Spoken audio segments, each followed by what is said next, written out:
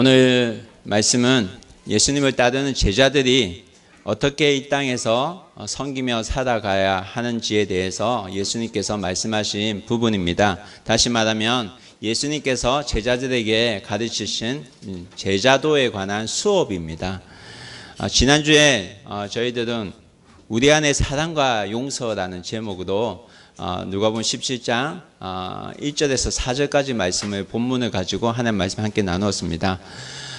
우리는 살아가면서 여러 시험을 경험합니다. 또한 마귀가 만들어 놓은 함정에 우리가 빠지기도 합니다. 그러나 넘어지면 지난주에도 말씀드렸듯이 넘어지면 다시 털고 일어나면 됩니다. 동일한 죄를 우리가 짓고 살더라도 우리가 우리의 죄를 고백하면 하나님께서는 밉보시고 의로사 우리의 기도를 들으시고 우리의 죄를 사하신다고 약속하셨습니다. 그리고 예수님께서는 그 하나님의 용서는 한계가 없다라고 우리에게 말씀하셨습니다. 그래서 지난주 말씀을 우리 끝부분을 함께 찾아서 한번 읽어보겠습니다. 4절 말씀입니다. 함께 읽어보겠습니다. 예. 만일 하루에 7번이라도 내게 죄를 짓고 7번 내게 돌아와 내가 회개하노라 하거든 너도 용서하라 하시더라. 이 말씀을 가지고 예수님께서 우리를 용서해 주신 것처럼 우리도 서로 용서하고 또 우리가 권면하고 하나님의 교회를 함께 세워가야 된다는 말씀을 지난주에 함께 나눴습니다. 그래서 여러분, 건강한 교회는 솔직하고 부드러운 책망이 살아있는 교회입니다. 그리고 회개가 있고 용서가 있는 교회가 건강한 교회입니다. 내 형제를 사랑하는 마음으로 서로에게 아름다운 권면을 할 수 있는 교회가 하나님께서 원하시는 교회라 믿습니다. 여러분, 그러한 교회가 되기를 소원하고 축복합니다. 이 말씀을 듣던 제자들이, 사도들이 놀랍니다. 그래서 오늘 말씀 부분이 나옵니다. 우리 다 같이 함께 5절 말씀을 함께 읽겠습니다. 사도들이 주께 여짜오되 우리에게 믿음을 더하소서 하니. 그런데 우리가 제자도 수업을 듣는 이 제자들이 여기서 왜 이런 질문을 했느냐는 것을 우리가 생각해 볼 필요가 있습니다. 그것을 알려면 예수님께서 제자들에게 말씀하신 그 말씀이 어떤 것인지 우리가 살펴볼 필요가 있습니다. 그래서 그 말씀은 어디냐면 누가복음 17장 1절에서 4절까지 있었던 말씀입니다. 그 내용은 뭐냐면 형제를 너희가 실족해 하면 안 된다는 것, 그리고 범죄한 형제에 대해서는 그가 회개할 때 하루에 7번이라도 죄를 짓는다 할지라도 회개하면 용서를 해 주어야 된다는 말씀을 들었기 때문입니다. 제자들은 이 이야기를 들으면서 이 이야기를 실천할 수 있을까? 과연 내가 할 수 있을까? 아니야, 나는 아직 할 수 없을 것 같아. 나는 이 말씀을 실천할 용기가 안 나. 이런 생각을 했던 것 같습니다. 그래서 예수님께 부탁을 하는데 그 부탁이 뭐냐면 믿음을 더하소서라는 부탁을 합니다. 다시 말하면 먼저 내가 약하기 때문에 안 되고 내가 죄를 계속 짓고 있기 때문에 안 되고 이런 약한 내가 형제나 자매에게 사랑으로 권면하는 것은 말도 안 되는 일이고 더구나 그들을 용서하고 품어준다는 것은 그런 마음을 참 가지기 힘든데 이게 있어야 되겠는데 내 안에 없다는 겁니다. 그래서 그들이 한 부탁은 뭐냐면 예수님에게 예수님, 나에게 믿음을 좀 더해주세요. 믿음을 좀 보태주세요. 예수님 믿음이 필요합니다. 나는 그런 말을 할 수 있는 용기가 도저히 나지 않습니다. 이런 말을 하게 된 겁니다. 그들 자신이 예수님께서 말씀하신 그 요구에 내가 응답할 수 없다, 내가 감당할 수 없다, 이런 생각이 들었습니다. 자신이 없어서 도저히 하나님께서 맡겨주시는 일을 도저히 못하겠다는 겁니다. 이런 믿음은 더 큰 믿음을 가져야만 가능할 것 같다는 겁니다. 그래서 주님, 저에게 믿음을 더해주세요. 믿음을 더해주세요 라는 부탁을 한 것입니다. 여러분, 우리도 우리가 믿음 생활하면서 믿음이 약해서 내가 약해서 라는 말을 흔히 하게 됩니다. 그럴 때마다 목사님 기도해 주세요. 믿음이 좀 바로 설 수 있도록 기도해 주세요. 그렇게 부탁을 하기도 합니다. 너무 많은 얘기를 들었습니다. 기도해 달라. 여러분, 똑같은 표현입니다. 예수님, 저는 할 용기가 없어요. 당신께서 그렇게 말씀하셨지만 나는 형제들 용서해 줄 용기가 없어요. 나는 안 되겠어요. 그래서 그들이 부탁한 게 뭐냐면, 예수님, 나에게 믿음을 좀 더해주세요. 예수님께서 믿음을 주시면 내가 이것을 좀 할 수 있겠어요. 이런 고백을 그들이 하게 된 것입니다. 그랬더니 예수님께서 말씀하십니다. 어떤 말씀하셨습니까? 6절 말씀 함께 보겠습니다. 함께 읽겠습니다. 주께서 이르시되 너희에게 겨자씨 하나만한 믿음이 있었더라면 이 뽕나무더러 뿌리가 뽑혀 바다에 심기어라 하였을 것이요 그것이 너희에게 순종하였으리라. 아멘. 여러분, 겨자씨 아시죠? 지난번에도 제가 보여드린 적이 있어요. 겨자씨. 겨자씨는 여러분 좁쌀보다 작은 씨입니다. 아주 작은 것을 설명할 때에 하는 말씀이 겨자씨에 관한 말씀입니다. 예수님께서 너희에게 이 겨자씨만한 이 조그만한 믿음만 있으면 무슨 얘기를 하십니까? 뽕나무가 뽑혀서 바다에 심을 수 있다는 그런 얘기를 하고 있습니다. 도저히 상식적으로 이해가 되지 않는 그런 일들이 일어날 것이라고 말씀하고 있습니다. 여러분, 예수님께서 지금 제자들에게 하시고 계신 말씀은 너희들이 믿음이 없어서가 아니다. 아주 작은 믿음이라도, 겨자씨만한 이만한 믿음이라도 너희가 그 믿음을 가지고 있다면 그 믿음이 해낼 수 있을 것이다 는 말씀을 지금 하고 계십니다. 여러분 가운데는 겨자씨만한 믿음을 가지고 계십니까? 여러분, 믿음이 없는 자는 이곳에 앉아 있을 수가 없습니다. 믿음이 있기 때문에 여러분 이 자리에 앉아 있는 줄 믿습니다. 그 믿음이 겨자씨만한 아주 남이 보기엔 볼품없고 작을지라도 그 믿음이 있기 때문에 여러분 이 자리에 있는 줄 믿습니다. 여러분, 제자들은 자신의 믿음이 작다고, 그래서 믿음이 적기 때문에 믿음을 더해달라고 요청을 했지만 그에게 필요한 것은 큰 믿음이 아니라 예수님께서 말씀하신 믿음은 참 믿음이었습니다. 여러분, 큰 믿음이 아니라 참 믿음입니다. 여러분, 믿음이 없는 사람은 이렇게 말합니다. 상황이 나빠져서 그렇게 못하겠어요. 이런 말을 하게 됩니다. 그렇지만 참된 믿음을 가진 자는 불가능한 상황도 다스리게 될 것이라고 예수님께서 말씀하고 계시는 것입니다. 여러분, 흔히 믿음이 약하다고 하시는 분들이 이렇게 말합니다. 제가요 하나님 말씀을 바르게 살고 싶었는데요 그 상황에 가니까 저도 어쩔 수 없었어요. 그 상황이 되니까, 처해지니까, 그 분위기 안에 내가 있으니까 어쩔 수 없이 내가 죄를 짓게 된다는 겁니다. 권면해주고 싶은데요 막상 그게 그 사람 앞에 가면 내가 말을 못하겠다는 겁니다. 하나님께서 그 마음을 주시는데 막상 그 사람 앞에 가면 입에서 안 나온다는 겁니다. 용서하고 싶은 마음을 주시는데 용서를 해야 되겠는데 그 사람 앞에 가면 내 입에서 용서한다는 그 말이 안 나온다는 겁니다. 그 상황에 처해지면 내가 하고 싶은데도 잘 안 된다는 겁니다.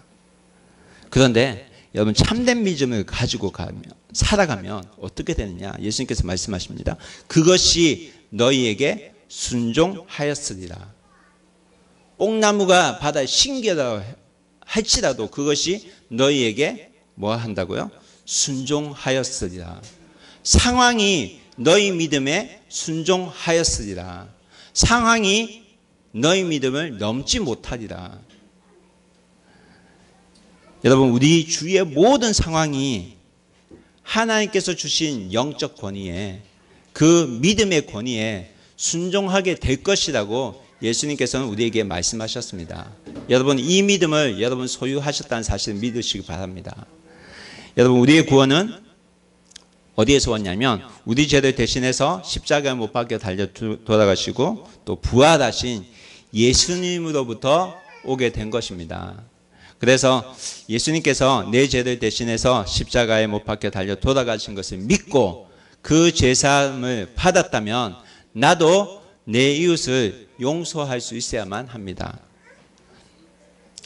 여러분, 우리가 오늘 찬양할 때 다윗 시편 18편 말씀을 함께 읽었는데요. 여러분, 다윗은 자신을 죽이려고 13년간이나 계속 쫓아다녔던 그 사울 왕을 믿음으로 용서했습니다. 왜? 하나님께서 나와 함께 하신다는 그 믿음이 있었기 때문입니다. 그 작은 믿음을 어려운 상황 속에서도 그 다윗은 붙들고 살았습니다. 여러분, 신약 성경을 읽어보면 사도행전에 보면 스데반 집사가 나옵니다. 여러분, 스데반 집사가 용서한 사람들은 어떤 사람이었을까요?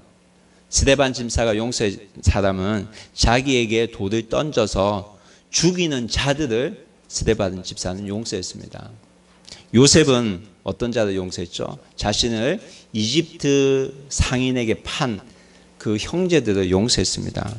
여러분, 용서는 내 생각에 머무는 것만이 용서가 아닙니다. 용서는 내 입으로 고백하고 내가 행동으로 그 용서에 하는 그 행동이 내 행동을 통해서 나와야만 합니다.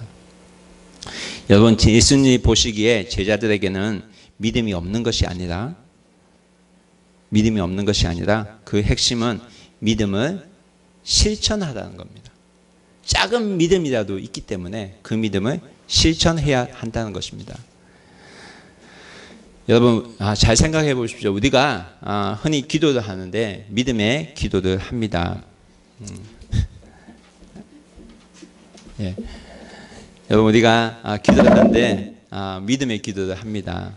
근데 어떤 기도를 하냐면 하나님 건강하게 해주세요 라고 기도를 합니다. 그런데 우리가 생각해 보세요. 우리가 그 기도를 하면서 우리가 전혀 운동도 안 하고요, 먹고 자기만 하면 그 믿음의 기도가 이루어질까요? 하나님 살 좀 빠지게 해주세요, 그런 기도를 하면서 아무런 운동도 안 해요. 기도만 하고 먹고 자고 해요. 그 사람은 과연 어떻게 될까요? 믿음의 기도가 이루어질까요? 이루어진다고 생각하는 분 계세요? 없죠. 여러분, 주님 내 병을 낫게 해주세요 라고 기도하면서 나는 전혀 노력을 안 한다면 그 병은 점점 심해질 것입니다. 여러분, 우리가 믿는 하나님은요, 우리가 믿고 우리가 바라보는 그 하나님은 알라딘에 나오는 마법 램프가 아닙니다. 우리가 믿는 하나님은 우리의 요구를 무조건 들어주시는 그런 하나님이 아닙니다. 믿음의 핵심은, 예수님께서 말씀하시는 그 믿음의 핵심은 뭐냐면 순종입니다. 따라해 볼까요? 순종. 예. 여러분, 믿음의 시작은 어디에서 시작되냐면 들음에서 시작된다고 성경 기록하고 있습니다. 그래서 여러분이 하나님 말씀을 들으면 믿음은 시작됩니다. 그런데 그 믿음의 완성은 어디에서 시작되냐면 들은 것을 내가 순종할 때 이루어집니다. 믿음을 나에게 들려진 하나님 말씀을 내가 순종할 때 그 믿음이 그 순종을 통해서 이루어지고 나타납니다. 여러분, 믿음은 믿는 대로 실천해야 하는 것입니다. 믿음은 분량이 문제가 아니라 그 진정한 믿음을 내가 가지고 있다면 하나님께서는 그 믿음의 순종을 보시고 하나님께서 일을 하십니다. 히브리서 11장 7절에서 8절까지 말씀 함께 나누겠습니다. 함께 읽어보겠습니다. 믿음으로 노아는 아직 보이지 않는 일에 경고하심을 받아 경외함으로 방주를 준비하여 그 집을 구원하였나니 이로 말미암아 세상을 정죄하고 믿음을 따르는 의의 상속자가 됩니다. 8절 말씀. 아브라함은 부르심을 받았을 때에 순종하여 유업으로 받을 땅에 나아갈새 갈 바를 알지 못하고 나아갔으며. 아멘. 히브리서 11장에는 믿음을 실천한 사람들의, 우리 믿음의 선진들의 믿음의 모습 보여주고 있습니다. 먼저 우리가 함께 읽은 노아는 어떤 사람이었죠? 노아는 생전에 많은 비를 본 적이 없었습니다. 그렇지만 하나님께서 방주를 지으라고 하셨습니다. 그 말씀을 하는 말씀 믿고 믿음대로 방주를 지어서 많은 가축들과 그 가족을 구원하였습니다. 여러분, 믿음의 조상 아브라함은 친척 아비의 집을 떠나서 고향을 떠나서 하나님께서 명하시는 그 약속의 땅으로 가라는 그 말씀을 들었을 때 하나님 말씀 믿고 하나님 인도하심을 믿고 믿음으로 그곳을 떠났습니다. 그리고 믿음으로 광야에서 생활을 하였습니다. 그리고 믿음으로 더 나은 약속의 땅을 바라보고 살았습니다. 여러분, 믿음은 우리의 순종을 통해서 하나님의 이득을 경험하게 하는 것이 됩니다. 제자들은 예수님에게 믿음의 양에 대해서 요구하고 나아갔지만 예수님께서는 지금 믿음의 질에 대해서 말씀하십니다. 양이 아니라 질입니다. 많이 듣잖아요. 양이 아니라 질이다. 여러분, 너희에게 주어진 그 믿음을 담대하게 믿음으로 가지고 순종하라고 하나님 말씀하십니다. 그 순종은 무조건적인 순종입니다. 이해가 되어지는 순종이 아니라 하나님께서 말씀하시면 이해가 되어지지 않더라도 순종하는 것입니다. 노아가 하나님 말씀을 들었을 때 그 산 위에서 방주를 만들려고 하셨을 때 그가 이해하고 만들었을까요? 하나님께서 아브라함에게 너가 사는 땅을 떠나서 내가 약속한 땅으로 가라고 했을 때 아브라함은 갈 바를 알지 못하고 나아갔다고 성경 기록하고 있습니다. 여러분, 무조건적인 순종을 하나님께서는 우리에게 요구하십니다. 여러분, 말씀대로 순종하여 하나님의 일을 경험하고 하나님의 축복을 경험하는 사랑하는 교회 가족들 되길 주님의 이름으로 축원합니다. 계속해서 7절부터 말씀을 함께 읽겠습니다. 9절까지 말씀 함께 읽겠습니다. 너희 중 누구에게 밭을 갈거나 양을 치거나 하는 종이 있어 밭에서 돌아오면 그가 곧 와 앉아서 먹으라 말할 자가 있느냐? 도리어 그더러 내 먹을 것을 준비하고 띠를 띠고 내가 먹고 마시는 동안에 수종 들고 너는 그 후에 먹고 마시라 하지 않겠느냐? 명한 대로 하였다고 종에게 감사하느냐. 아멘. 여러분, 하나님께서 믿음의 조상으로 아브라함을 세우셨습니다. 그런데 그 아브라함은 믿음대로 살아갔습니다. 만약 하나님께서 아브라함을 믿음의 조상으로 세웠지만 그 아브라함이 자 봐, 나는 나를 따르면 많은 재산이 생기고 나를 따르면 많은 축복을 경험할 거야, 이렇게 교만하고 살았다면 믿음의 조상으로 불리지는 않았을 것입니다. 여러분, 하나님께서 우리에게 믿음을 주실 때 하나님께서 그 믿음대로 우리가 순종할 때 하나님께서 크고 위대한 일을 우리의 순종의 모습을 통해서 보여주십니다. 그럴 때 우리는 교만하기 쉽게 된다는 것입니다. 그래서 예수님께서는 믿음의 얘기를 하시다가 갑자기 종의 이야기를 여기서 하십니다. 여러분, 여기에서 종이란 헬라어로 둘로스라고 합니다. 둘로스는 그 당시의 노예 문화가 합법적일 때에 수많은 종들 가운데 가장 밑바닥의 종들을 말합니다. 그래서 예수님께서 너희는 주님의 종이라고 할 때는 그런 각오로 너희가 믿음 생활을 해야 된다는 것입니다. 그래서 하루 종일 밭일을 하다가 열심히 일하고 땀을 막 흘리고 일하고 돌아왔어요. 근데 주인이 아이고 수고했어, 여기 밥 좀 먹어요 하고 그렇게 하지는 않는다는 거예요. 오히려 하루 종일 일한 종이 돌아왔을 때 종이 주인을 위해서 또 밥을 해준다는 것입니다. 이것이 당시 그 둘로스 종들에게는 당연했던 것처럼 너희들도 하나님이 일을 할 때는 이런 마음을 가져야 된다고 주님께서는 우리에게 말씀하시는 것입니다. 우리 10절 말씀 함께 보겠습니다. 이와 같이 너희도 명령받은 것을 다 행한 후에 이르기를 우리는 무익한 종이라 우리가 하여야 할 일을 한 것뿐이라 할지니라.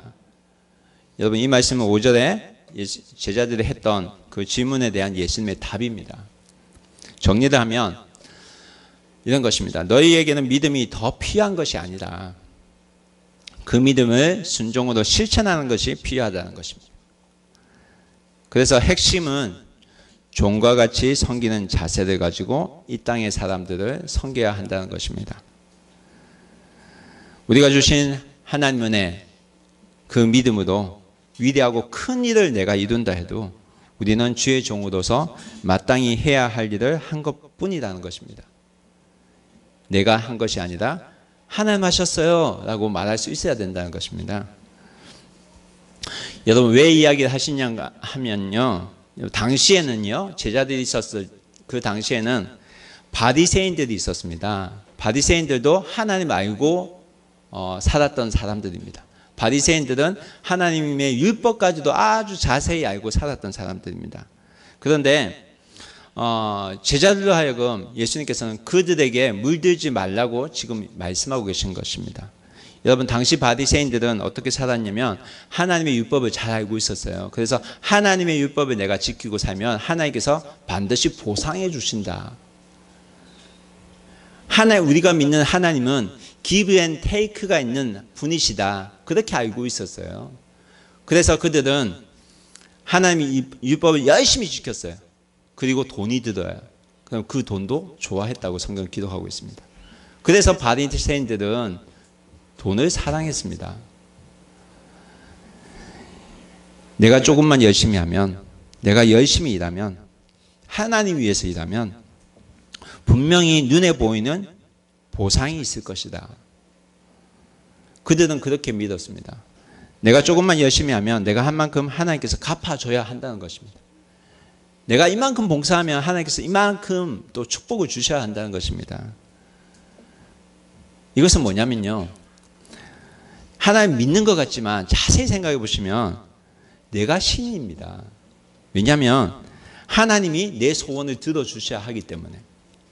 내가 이만큼 했으니까 하나님 내 소원 들어주셔야 돼요. 내가 주인이라는 것입니다. 그래서 내가 힘든 삶 속에서도 헌금을 많이 드리면 하나님께서 더 큰 보너스를 주셔야 되고, 주일에도 일하고 일 하루도 안 가고 놀러도 안 가고 예배 출석까지도 하는데 장사도 안 하고 나오는데 돈도 안 벌고 나오는데 하나님께서 그만큼 뭔가 보상해 주셔야 된다는 그 생각을 가진다는 것입니다. 그것이 바리새인들이 가졌던 생각입니다. 여러분 바리새인들은 체면도 굉장히 중시하고 살았습니다. 그래서 내가 이만큼 섬기면 나에게 이 정도는 대해줘야 된다는 생각도 가지고 있었습니다. 그래서 그들이 내놓은 것이 그 체면 문화를 그들이 만들기 시작한 것입니다. 하나님 일을 하면서도 조건 따져야 되고, 내가 조금만 욕 먹으면 자존심 상해서 일을 못하게 됩니다. 못 견딥니다. 남이 더 칭찬을 받으면 질투가 생기고 화가 나고 시험에 듭니다. 그런데 문제는 예수님을 믿는 제자들도 그런 바리새인과 똑같은 마음으로 주님을 섬기려고 했다는 것입니다.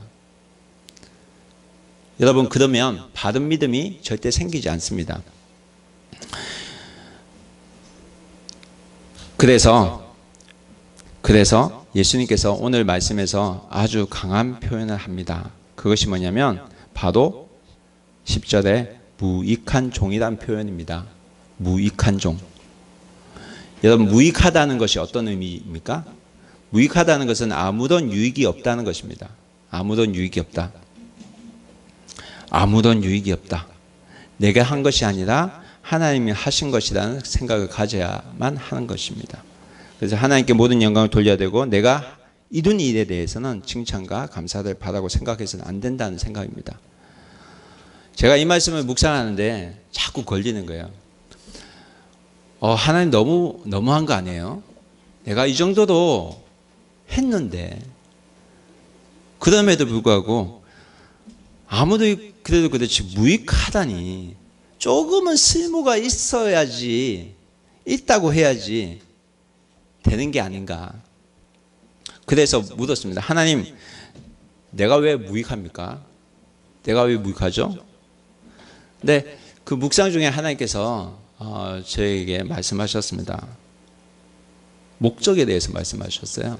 여러분 이런 겁니다. 여러분 못을 박는데 뭐가 필요하죠? 망치가 필요하죠. 못을 박는데 연필 필요합니까? 아니에요. 못을 박는데 연필은 무익합니다. 이해가 되세요? 이해가 되세요?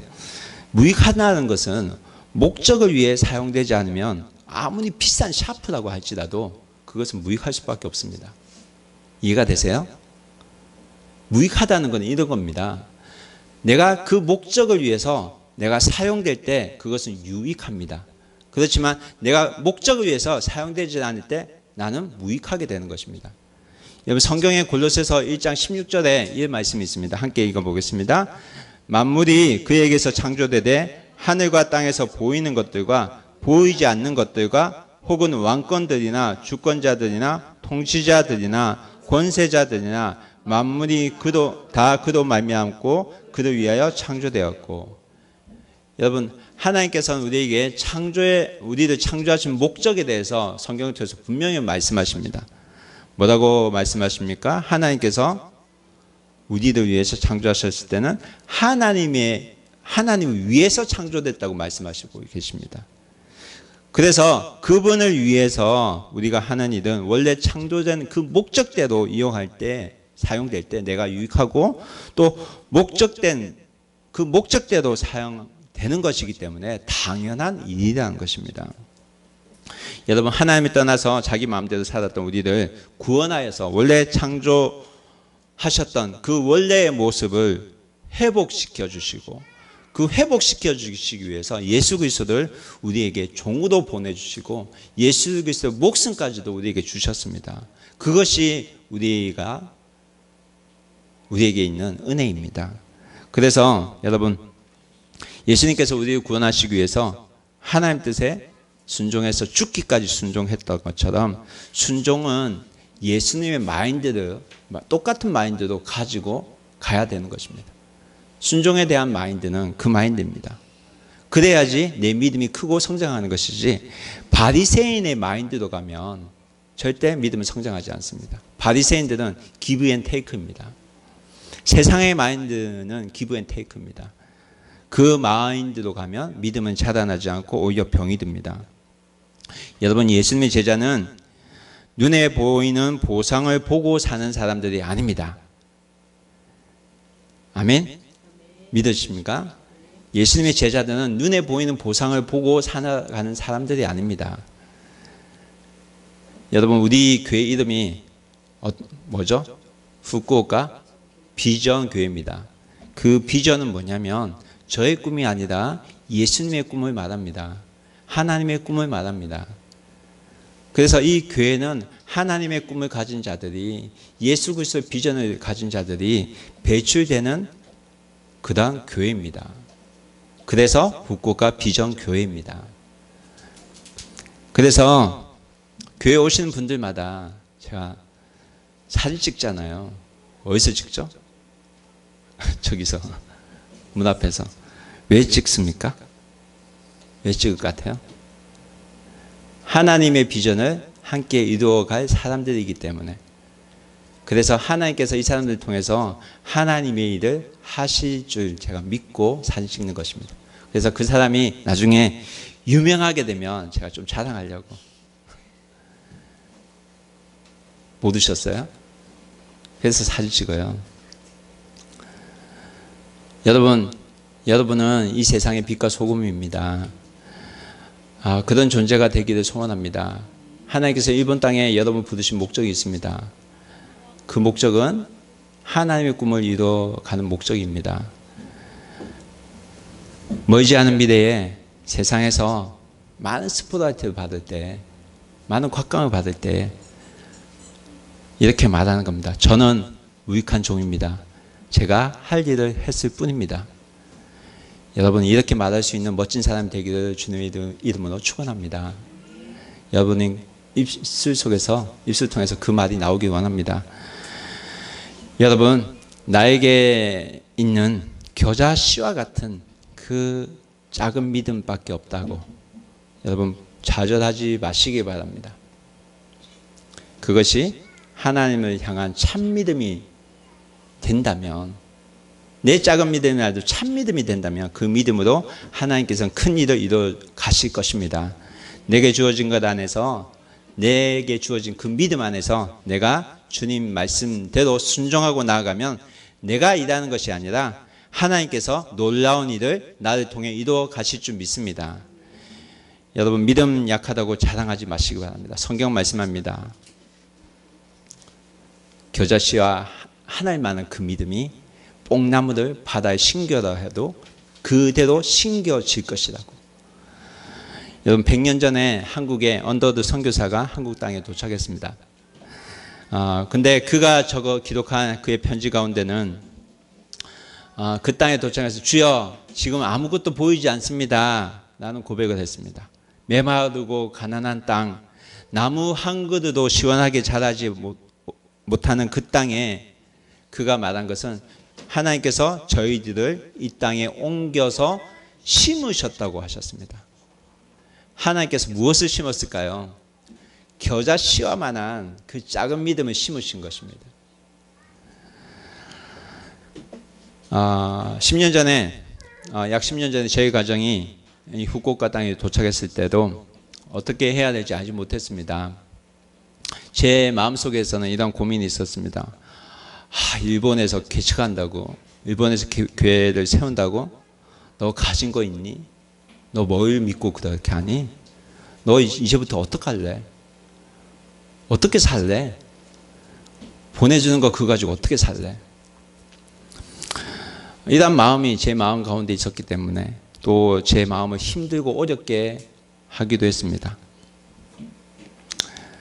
하지만 제가 붙들었던 것은 하나님의 말씀입니다. 여호수아 17장 말씀 하나님께서 저에게 주셨습니다. 에브라임 므낫세 지파에게 여호수아가 땅을 분배하는데 그들이 불평을 합니다. 왜? 우리에게 준 땅이 너무 안 좋아요. 그 땅에는 철병거가 이미 살고 있고요. 그 땅은 산이에요. 어떻게 거기에 우리가 살아요? 우리에게 평야를 주시지. 근데 그들에게 여호수아가 한 말 뭐죠? 개척하란 말을 하죠. 성경에 유일하게 기록된 개척의 말. 여호수아는 믿음의 고백을 하고 그 믿음대로 살아가기를 그들에게 부탁했던 것입니다. 믿음의 고백하고 나아가면 그 산지도 너 것이 될 것이다. 그 상황도 그 믿음을 통해서 이겨낼 것이다. 그곳이 비록 살림이라도 내가 개척해라. 그러면 그 끝까지 내 것이 되리라. 여러분, 가나안 족속이 비록 철병거를 가졌다고 할지라도 강하다고 소문이 나 있을지라도 내가 능히 그들을 쫓아내리라. 사랑하는 여러분, 여러분이 속한 이 교회가 그 믿음으로 걷고 있는 증거입니다.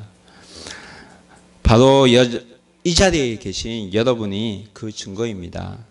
교회가 작다고, 믿음이 작다고 너무 작게 보지 마시기 바랍니다. 우리에게는 하나님께서 주신 꿈이 있습니다. 우리에게 주신 하나님의 비전이 있습니다. 그 비전을 붙들고 살아가는 사랑하는 비전교회 가족이 되길 소원합니다. 여러분, 성경은 말합니다. 고린도후서 5장 17절 말씀 함께 읽어보겠습니다. 그런즉 누구든지 그리스도 안에 있으면 새로운 피조물이라. 이전 것은 지나갔으니 보다 새 것이 되었도다. 여러분, 교회 안에서 우리 모든 옛사람이 죽고 성령의 사람으로 새 사람으로 거듭날 줄 믿습니다. 여러분, 오늘부터 새 사람이 되시기 바랍니다. 오늘부터 새 사람으로 살아가길 소원합니다. 믿음의 사람으로 살아가길 소원합니다. 겨자씨만한 작은 믿음이라도 믿음을 붙들고 하나님 말씀 붙들고 살아가는 사랑하는 주의 가족 되길 소원합니다. 여러분, 내가 씨앗이 되면 됩니다. 주님 위해 내 안을 희생하고 가장 낮은 자리에서 그 자리를 지키면 그때에 하나님께서 일하실 것입니다. 다 함께 주님의 몸된 교회를 기쁨으로 섬기기를 주님의 이름으로 축원합니다.